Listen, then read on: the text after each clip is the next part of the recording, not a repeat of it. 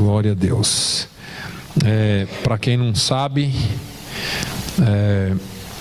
na sexta-feira nós tivemos um banquete que foi um fundraiser para a escola, e foi uma bênção. Para aqueles que estiveram, Deus abençoe. Para aqueles que não estiverem, se preparem para o ano que vem. O ano que vem vai ser diferente, já estamos planejando. É o 20º ano, o ano que vem. Esse ano foi o 19º, o ano que vem é o 20º. E hoje nós estávamos conversando aqui, já mudando algumas coisas para que seja não só mais agradável, porque já é agradável, mas mais agradável, mas muito mais, tenha muito mais coisas que a gente possa estar juntos, amém? E foi uma bênção ter os irmãos portugueses, brasileiros, aqueles que puderam, foi uma bênção. É o primeiro ano realmente que existe uma boa cooperação por parte dos irmãos portugueses e brasileiros. Eu fico contente com isso, irmãos. Isso mostra que nós somos uma só igreja e um só ministério. Nós não somos e nem estamos separados, amém? E o tema do nosso banquete esse ano foi: grande é a tua fidelidade. Great is thy faithfulness. E eu, de sexta-feira para cá, eu fiquei com essa palavra na cabeça. Eu lembro que quarta-feira a irmã Alzira perguntou: pastor, o que o senhor vai pregar domingo? Eu falei: não sei, irmã Alzira. E eu não sei mesmo. Mas desde sexta-feira eu tenho ficado com essa palavra na cabeça. Esse hino é lindo. Tu és fiel, Senhor, tanto em inglês quanto em português. E essa palavra tem falado comigo todos os dias. Ontem eu estive aqui trabalhando o dia todo praticamente, e eu estava orando ali, fazendo meu serviço e orando, falando com Deus, e Deus falando no meu coração: grande é a minha fidelidade, grande é a minha fidelidade. E às vezes parece que isso é uma história tão distante, é uma coisa tão distante, porque a vida é normal para nós, com dificuldades, sem dificuldades, e às vezes nós achamos que isso só é parte da nossa vida. E nós esquecemos daquilo que Deus é para nós e daquilo que Deus faz por nós. As nossas vidas, parece que a gente levanta de manhã, passa o dia todo aquela correria, às vezes recebe uma boa notícia, uma má notícia, tem que cozinhar, tem que trabalhar, tem que fazer, tem que limpar, chega à noite, são as crianças e aquela loucura, e no outro dia já de novo estamos de pé e parece que é só mais um dia.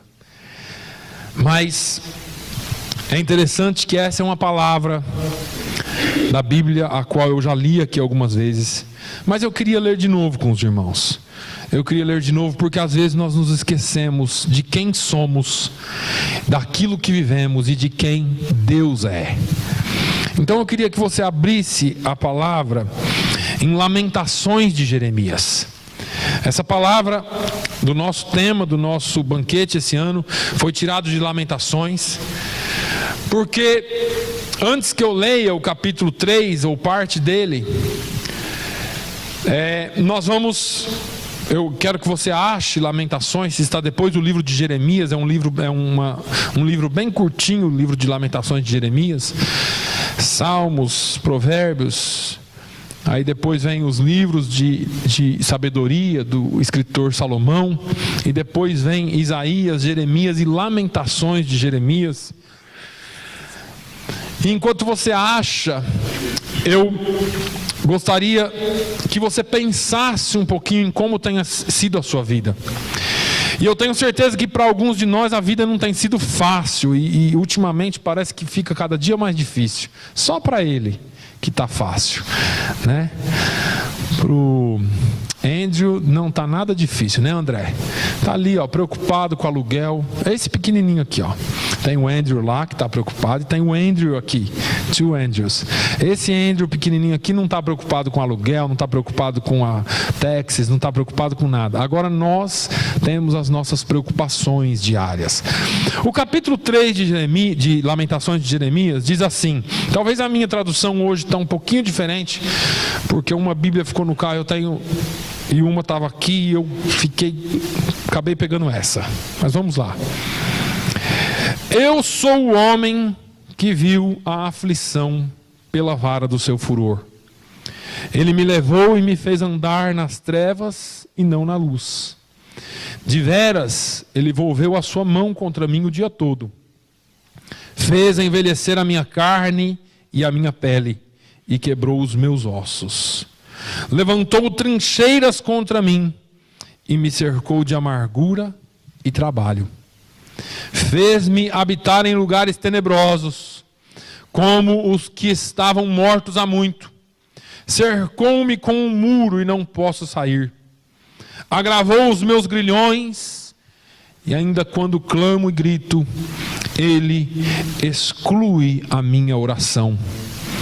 Fechou os meus caminhos com pedras lavradas. Fez tortuosas as minhas veredas. Como urso de emboscada, como leão em esconderijos, ele desviou os meus caminhos. Fez-me em pedaços e me deixou desolado. Entesou o seu arco e me pôs como alvo a flecha. Fez entrar no meu coração as flechas da sua aljava.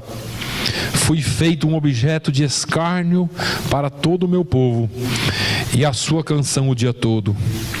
Fartou-me de amarguras e saciou-me de absinto. Quebrou com pedrinhas de areia os meus dentes, cobriu-me de cinza. Fui afastado da paz e esqueci-me do que seja a felicidade. Então eu disse: pereceu a minha força, como também a minha esperança no Senhor. Lembra-te da minha aflição e do meu pranto, do absinto e da amargura. Amém? Até aí, daqui a pouco nós vamos continuar um pouquinho. É interessante que você não precisa nem ser psicólogo para saber o estado da alma desse homem. O sujeito que escreveu isso aqui é o profeta Jeremias. O profeta Jeremias é interessante porque, se você voltar um livro atrás, é o livro do profeta Jeremias. E no capítulo 1 de Jeremias, Deus chama Jeremias com um chamado específico e muito particular e também muito poderoso. Quem já leu o capítulo 1 de Jeremias, depois do versículo 4, a palavra de Deus diz assim: veio a mim a palavra do Senhor dizendo: antes que eu te formasse no ventre, te conheci. E antes que saísse da madre, te santifiquei. As nações te dei por profeta.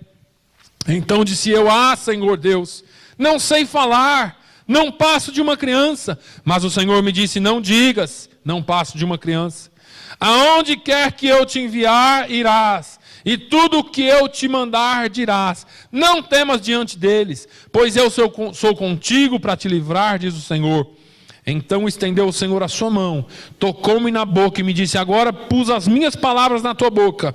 Vê, ponho-te hoje sobre as nações e sobre os reinos, para arrancares e derrubares, para destruíres e arruinares, e para edificares e plantares. É interessante, porque esse homem aqui é o homem que recebeu a palavra do Senhor, o chamado do Senhor, dizendo: eu vou te guardar, você vai falar tudo o que eu te mandar falar, eu estou te colocando como profeta para as nações, você vai falar e que aquele que você determinar vai sair, e aquele que você determinar vai entrar, você vai derrubar, você vai edificar, você vai destruir, você vai plantar, e tudo quanto você fizer, eu vou prosperar. E aí, essa palavra que vem a Jeremias parece que foi um consolo muito grande para ele, porque ele assume o seu ministério profético e vai profetizar contra a casa de Israel. É interessante que quando Jeremias começa a profetizar, Deus usa ele tremendamente. Se você tiver oportunidade depois, leia o capítulo 2, o 3, e você vai se ver preso pela palavra e vai ler essa história que é linda. Jeremias é o homem que profetizou contra a casa de Judá, contra a casa de Israel. Jeremias é o homem que falou daqueles homens que não ouviam a palavra de Deus. Jeremias é o homem que falou contra reis, contra profetas. Jeremias é o homem que se pôs na porta do templo, e quando o povo entrava, ele falava: vocês estão em pecado, vocês estão servindo a Deus com seus lábios, mas o seu coração está longe de Deus. Estou usando aqui a palavra de Isaías também, mas só para fazer uma alusão àquilo que Jeremias fez. Jeremias não se acovardou ao chamado de Deus. Jeremias foi o profeta que profetizou contra reis, sem medo nenhum. E é interessante que Jeremias, tudo que ele profetizou, aconteceu. E o que foi que ele profetizou, pastor? Ele profetizou só desgraça. Se vocês não me ouvirem, se vocês não ouvirem a minha voz, vocês serão levados cativos. Vocês serão prisioneiros de um outro povo. Vocês estarão debaixo da mão de um rei, de um déspota que vai fazer de tudo o que ele quiser com vocês. E o povo não ouviu. É interessante que Deus chama Jeremias para fazer um trabalho. Jeremias vai fazer esse trabalho. E está parecendo como o trabalho de Jonas. Senhor, eu já sabia como ia ser as coisas. Aí, no capítulo 30, ou 31 de Jeremias, Jeremias, usado por Deus, diz assim: olha, vocês são o povo que eu amei desde a eternidade. Com grande amor eu vos amei. E o povo pergunta assim: como o Senhor nos amou? Jeremias havia falado. No capítulo 25 de Jeremias, Jeremias fala assim: olha, eu madruguei. No versículo 3. Jeremias 25 e 3, ele diz assim: olha, durante 23 anos, do 13º ano de Josias, filho de Amon, rei de Judá, até o dia de hoje, tem vindo a minha palavra do Senhor, e vou-la tenho anunciado a vós, madrugando e falando, mas vós não escutastes. E embora vos tenha enviado o Senhor todos os seus servos, os profetas, madrugando e enviando-vos, vós não escutastes, nem inclinastes os vossos ouvidos para ouvir. Esse aqui é o profeta que Deus chamou. E eu quero abrir um parênteses aqui. Quantas vezes nós pensamos que só nós passamos por tribulações? Quantas vezes nós pensamos que nós somos crentes tão bons, falamos para tanta gente, ninguém nos ouve. Está aqui um profeta da Bíblia que falou para tanta gente e ninguém ouviu ele. Tantas vezes nós pensamos que estamos sendo tão injustiçados por Deus e pela sua palavra, por causa das tristezas que nós passamos. Agora vem o pior: o povo é levado cativo, o povo é levado preso, e aí entra onde nós estamos lendo hoje, Lamentações de Jeremias 3. Jeremias preso, talvez numa situação difícil, ele começa a dizer: ah, Senhor,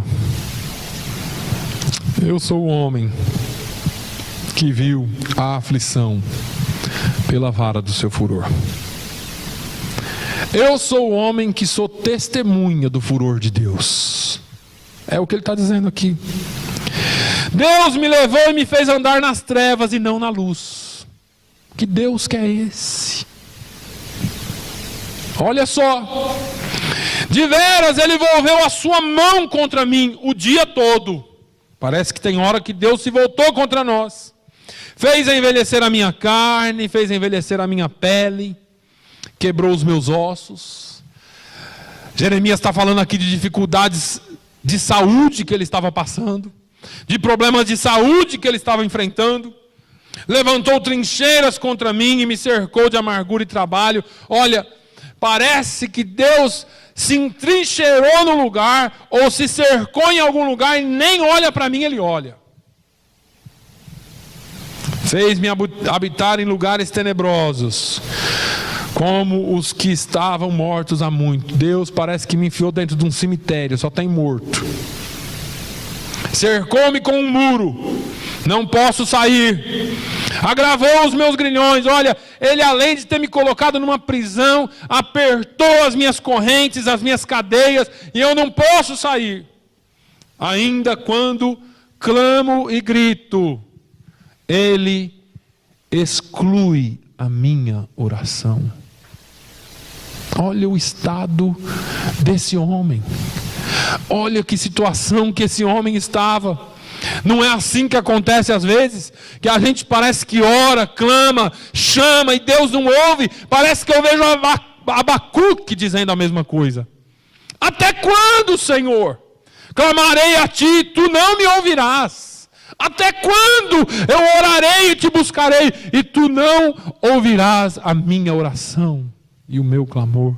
Parece que nós às vezes vivemos em momentos assim.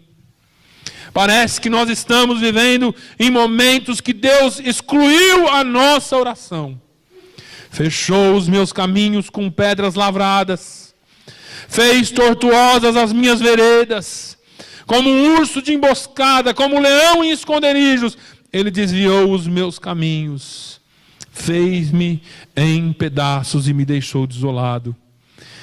Entesou o seu arco e me fez de alvo a flecha. Parece que todas as flechas dele me atingem.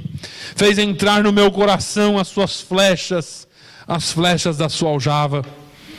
Fui feito como objeto de escárnio para todo o meu povo.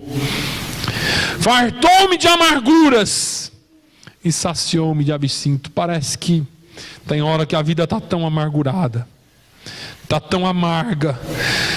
Quebrou-me com pedrinhas de areia os meus dentes. Cobriu-me de cinza. Fui privado da paz. E eu esqueci-me do que seja a felicidade. E aí eu disse: pereceu a minha força, acabou a minha força, não aguento mais. E a minha esperança também se foi. E aí ele fala uma última frase, ele fala: lembra-te da minha aflição e do meu pranto. Lembra-se, ou lembra-te do meu absinto e da minha amargura. E aí parece que acontece alguma coisa com Jeremias. Ele está dentro daquela prisão. Ele está tendo aquele momento de amargura. Ele está dizendo: minha vida acabou. Parece que tudo que eu falei não adiantou nada. Parece que eu continuo dentro dessa prisão. Parece que eu continuo nessa tristeza. Parece que eu continuo nessa amargura. Parece que tudo não dá certo para mim. Eu fui chamado para ser profeta. E parece que o que eu profetizo acontece tudo de mal, mas o povo não me ouve. Parece que Deus não me ouve. Parece que Deus não ouve a minha oração. E aí parece que alguma coisa acontece dentro dele. E ele começa a dizer: a minha alma certamente se lembra e se abate dentro de mim. Toda vez que me vem a lembrança, parece que eu fico abatido. Mas ele diz assim: mas eu quero trazer à memória. Eu não quero trazer à memória só aquilo que me dá tristeza. Eu não quero trazer à memória só aquilo que me deixa triste, para baixo, me faz chorar.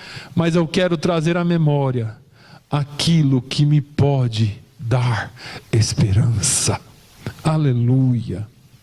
Eu quero trazer à memória aquilo que me pode dar esperança.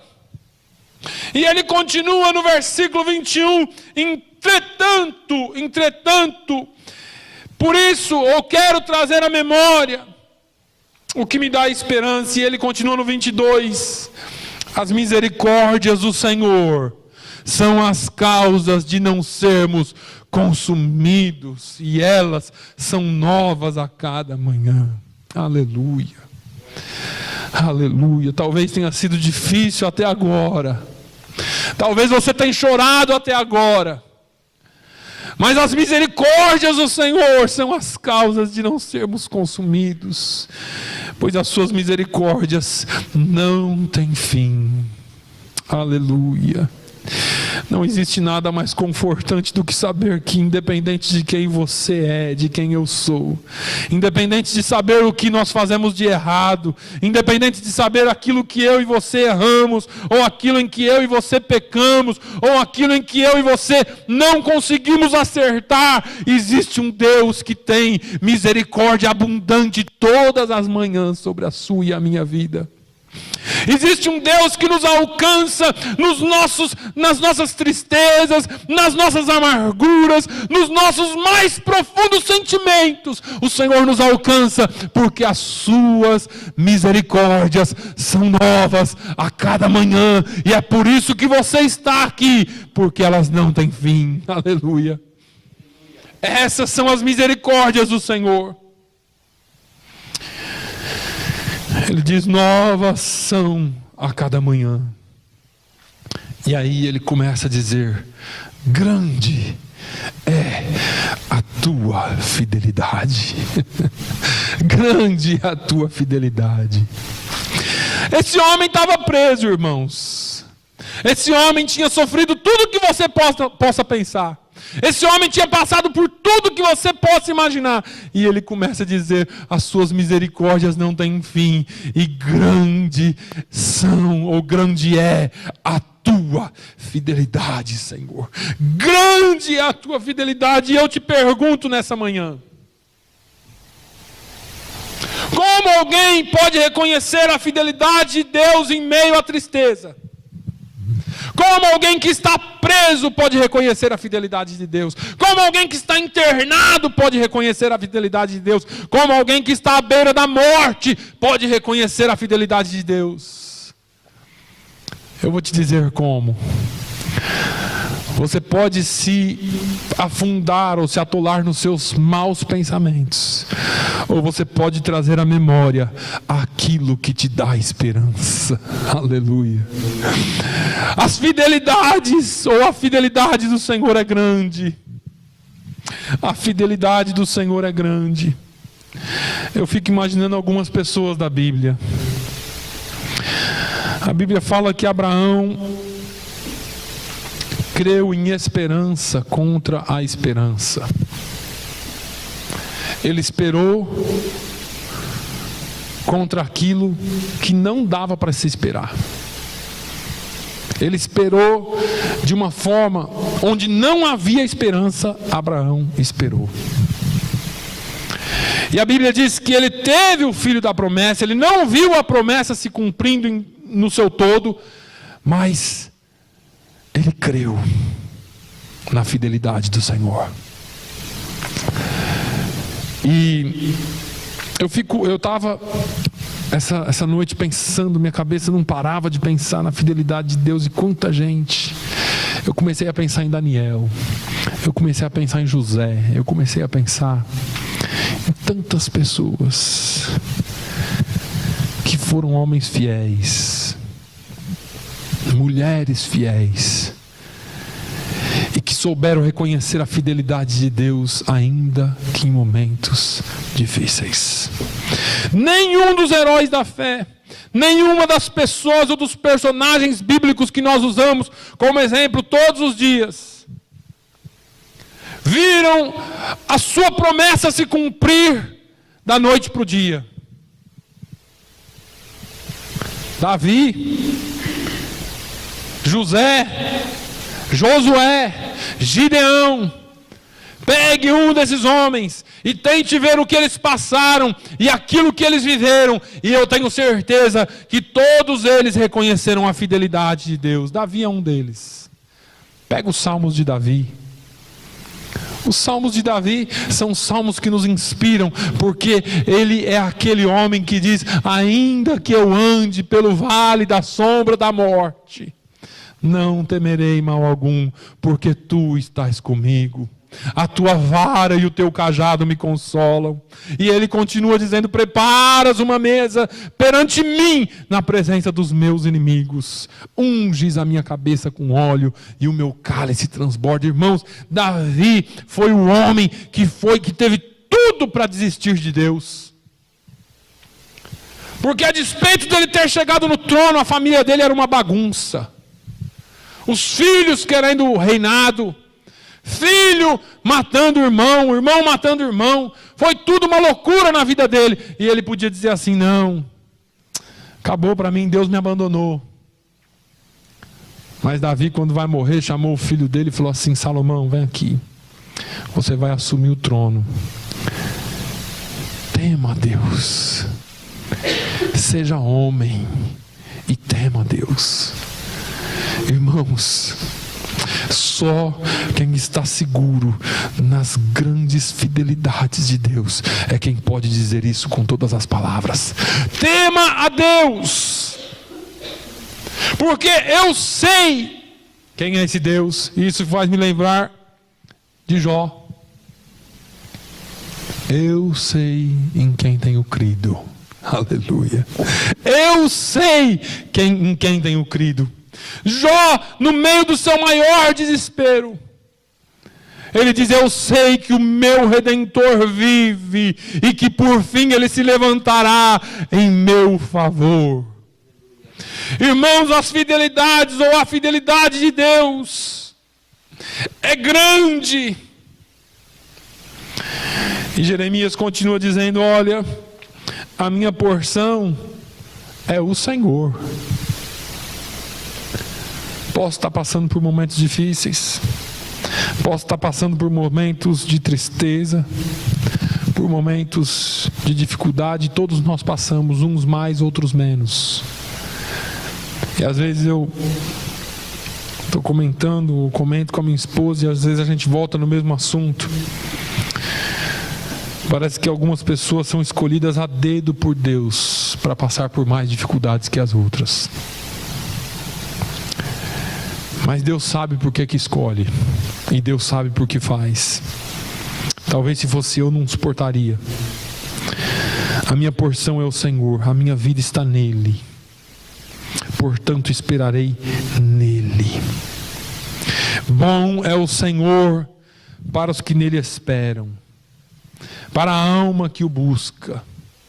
Pode estar difícil, pode estar no calabouço, pode estar preso, pode estar triste, pode estar sofrendo, mas bom é o Senhor para os que nele esperam, para a alma que o busca. Versículo 32. Embora entristeça alguém, usará de compaixão, segundo a grandeza das suas misericórdias. As misericórdias do Senhor são eternas, não tem fim. A sua fidelidade é grande, também não tem fim. E Ele é um Deus compassivo. Ele é um Deus compassivo. Eu me lembro, às vezes como pai, acho que a maioria aqui é pai e mãe, tem hora que seu filho te deixa tão bravo, né? Tem hora que as crianças têm esse poder de deixar a gente bravo. E tem hora que eu fico tão bravo. E um desses dias eu estava tão bravo com um dos meus filhos. E eu estava dirigindo e eu fiquei tão bravo. Saí da minha casa já bravo. E eu estava tão bravo, e Deus falou assim comigo: você se lembra do filho pródigo? E eu, conversando com Deus, eu falei assim: eu me lembro. Ele falou assim: e do pai? Você se lembra? Eu falei: lembro. Você suportaria aquilo que o filho pródigo fez como pai? Você suportaria aquilo? E eu tive essa conversa com Deus. É interessante que às vezes a gente não se dá conta das conversas que nós temos com Deus.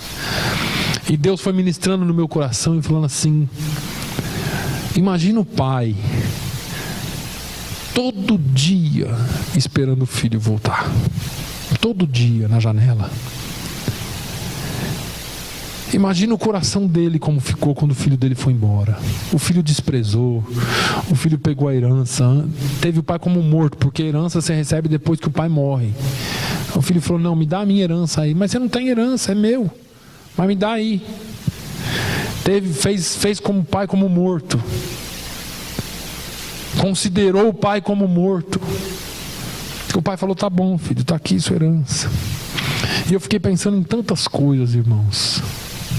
E talvez seja até bom a gente abrir aqui mais um parênteses e fazer um comentário. Às vezes, tudo que você pode fazer pelo seu filho é orar. Porque você já ensinou, você já falou, você já ensinou a palavra de Deus, seu filho conhece a palavra. E às vezes tudo que você pode fazer é orar por ele. e amá-lo. Aquele filho, aos olhos da sociedade, não prestava. Aquele era a ovelha negra, porque o outro estava em casa, servindo o pai, fazendo tudo de bom. E aquele lá era o ruim. Considerou o pai como morto, pegou tudo do pai, foi embora para uma terra distante, não quero nem saber de você. E lá ele gastou tudo, lá ele perdeu tudo, lá ele fez tudo o que ele queria. E quando ele perdeu tudo, quando ele estava prestes a se perder por completo, porque ele tinha vontade de comer a comida que os porcos comiam, aquele moço se lembrou, e faz parte disso que a gente se lembra hoje. Eu vou trazer à memória aquilo que pode me dar esperança. Aquele filho começou a se lembrar de algo que podia dar esperança para ele. Ele falou: olha assim, lá na casa do meu pai, ele tem muitos empregados, e eles trabalham lá para ele, e eles comem muito bem, e eles ganham um salário, e eles têm vestimentas, e eles têm tudo como empregado.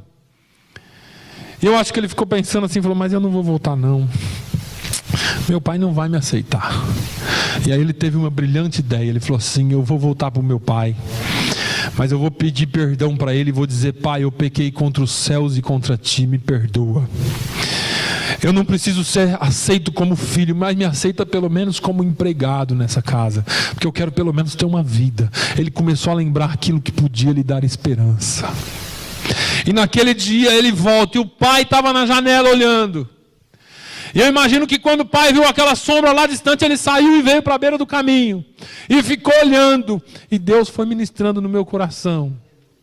Porque às vezes nós ficamos tão bravos com algumas coisas. Mas como pais, nós precisamos sempre estar prontos a amar e a receber de volta. Assim como o nosso pai nos amou e nos recebeu de volta. Falar da fidelidade de Deus aqui, nós ficaríamos muito tempo. Porque Deus foi fiel desde Gênesis, quando Ele prometeu um Salvador. E aí a Bíblia vem falando dos profetas, profetizando sobre esse Salvador. E último de tudo, Deus envia o seu único Filho, para que todo aquele que nele crê não pereça, mas tenha a vida eterna. Não existe nenhum ato de fidelidade maior do que entregar o seu único Filho para morrer por você. A fidelidade de Deus é tão grande que Ele não poupou o seu Filho. Ele entregou o seu Filho para morrer na cruz por mim e por você. E Ele morreu por nós, para nos dar salvação e para que nós tivéssemos vida, e vida com abundância. Agora, Deus é compassivo. E aí nós começamos a nos espelhar em Jesus e ver a compaixão que Ele tem. Foi por isso que Ele contou essa parábola do filho pródigo. E eu tenho um amigo que um dia, ele ficou tão bravo com o filho dele, que ele falou para a mulher dele, ele falou: vou mandar esse rapaz fora de casa, ele que se vire agora, vive a vida dele. E a mulher dele falou assim: não faz isso não. Falou: por quê? Porque depois você vai se acalmar e vai ficar orando para ele voltar. Então ora agora e se acalma para ele não sair. Às vezes nós queremos tomar as nossas decisões, mas nós precisamos aprender com Jesus, que era compassivo. A Bíblia diz que Jesus olhou as multidões e viu elas tão desgarradas, sem nenhuma perspectiva de vida. E às vezes a gente olha para a sociedade, olha para as pessoas e parece que elas estão tão vazias. E a Bíblia diz que Jesus teve compaixão. O nosso Deus é um Deus de compaixão. Não importa o que você tenha feito, não importa como você tem vivido, não importa como está o seu sentimento hoje, se você está com amargura, se você está triste, se você está irado, se você está decepcionado, não importa.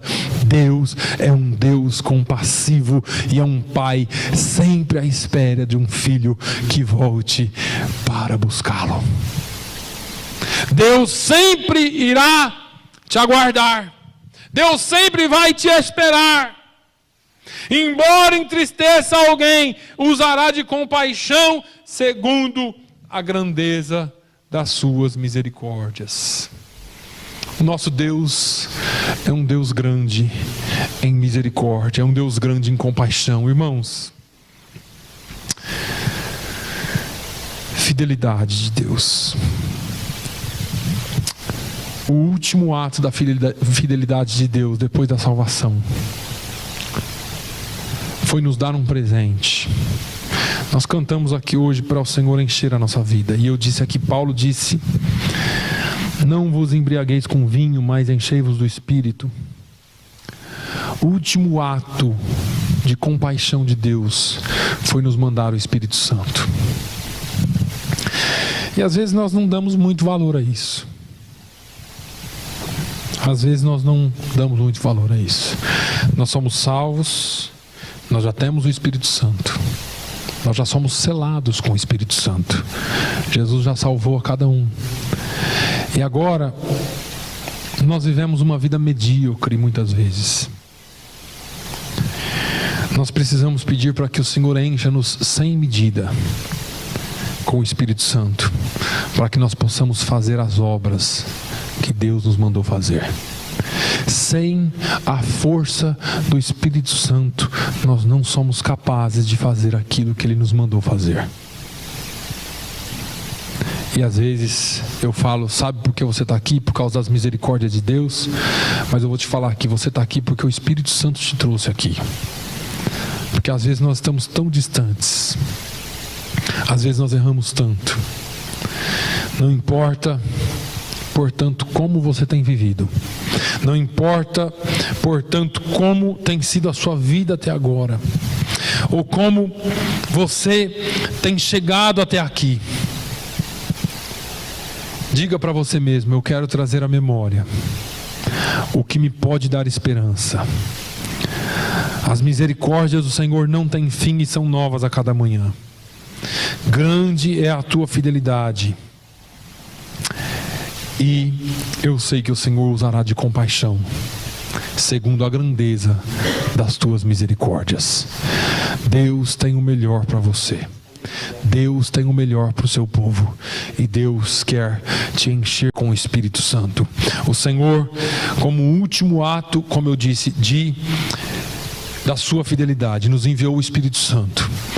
Não para que nós fôssemos crentes medíocres, mas para que nós sejamos vencedores, vencedores e vencedores. Paulo foi um dos nossos maiores exemplos, mas por que não sermos exemplos para a nossa geração? Por que não mudarmos a nossa geração, orando e sendo verdadeiros cristãos cheios do Espírito Santo? Amém? Que Deus nos abençoe. Pai, eu quero te agradecer nessa manhã. Te agradecer porque grande é a tua fidelidade. As tuas misericórdias não têm fim e são novas a cada manhã. Meu Deus, eu quero te agradecer porque o Senhor usa de compaixão para conosco, assim como aquele pai usou de compaixão para com o filho. Assim como o Senhor tem nos ensinado, o Senhor usa de compaixão para conosco. Senhor, eu te louvo pela vida das nossas crianças, eu te louvo pela vida dos nossos familiares, eu te louvo pela vida dos nossos cônjuges, ó Deus, das nossas esposas, esposos, ó Deus, de cada um que faz parte da nossa vida. Meu Deus, eles são bênção de Ti para nós. Pai, eu te louvo por aqueles que puderam estar aqui, por aqueles que não puderam estar aqui. Alcança-os, ó Deus, onde quer que eles estejam, com a Tua palavra.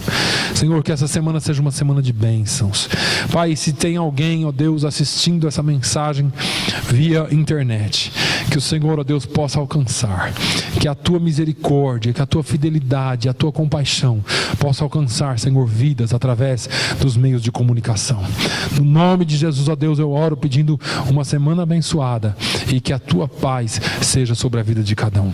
Que o amor de Deus, a graça do nosso Senhor e Salvador Jesus Cristo, a comunhão e as consolações do Espírito Santo seja sobre todo o povo de Deus, hoje e sempre. Todos digam amém.